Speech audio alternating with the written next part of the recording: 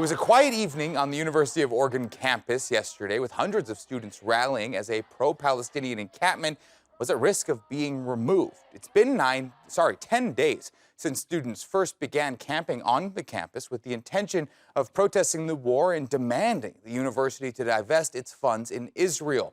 The university president released a statement saying that the university has a long history of an engagement-first approach and has done so with this encampment, with daily meetings expressing concern for safety and to inform the students they're in violation of the school's policies.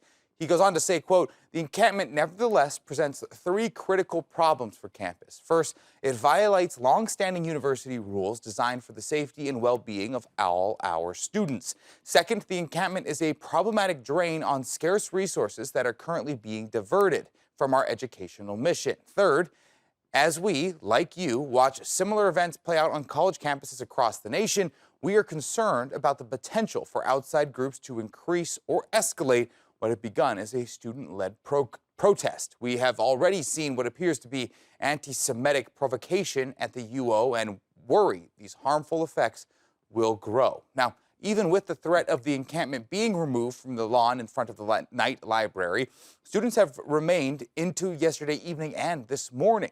Tiffany Lewis spoke to students and faculty as tensions rise. University administrators warning of consequences for Students for Justice in Palestine as negotiations come to a standstill. Hundreds of protesters, both students and faculty, rallying in defiance. They want to silence us, and we have to show them that we're louder. Look at the amount of people here.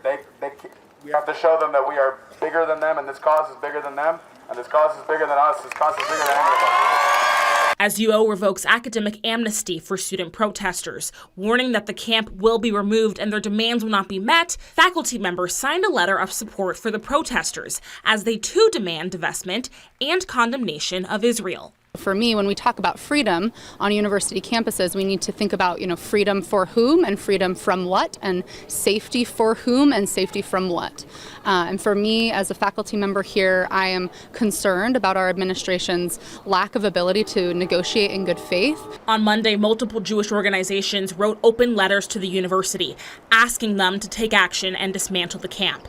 Members of Ducks for Israel tabled outside of the EMU, a show of solidarity for Jewish and Israeli students, and against what they call growing intimidation and anti-Semitism. Anti-Semitism and anti-Zionism are not always the same thing. A lot of times they end up becoming the same thing. We had a hostage event a few weeks ago, and I was told people were just anti-Zionist, but I was specifically told that my religion is death and I'm a blood-sucking genocidal freak. Several Jewish students are active leaders of the encampment, including members of Jewish Voice for Peace. I did ask for an interview with those students, but they were not available. In the face of the university's refusal to meet the camp's demands, protesters say they are not giving up.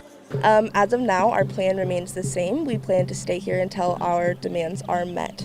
The conversation has been had since before day one about the risks that we are assuming as students participating in this action. So it's nothing that we weren't prepared for, and the plan stays the same. While UO President Schulz confirmed that the university will move forward with the student conduct process, citing multiple policy violations and concerns, it's still unclear what specific actions will be taken to remove the camp. In Eugene, I'm Tiffany Lewis reporting.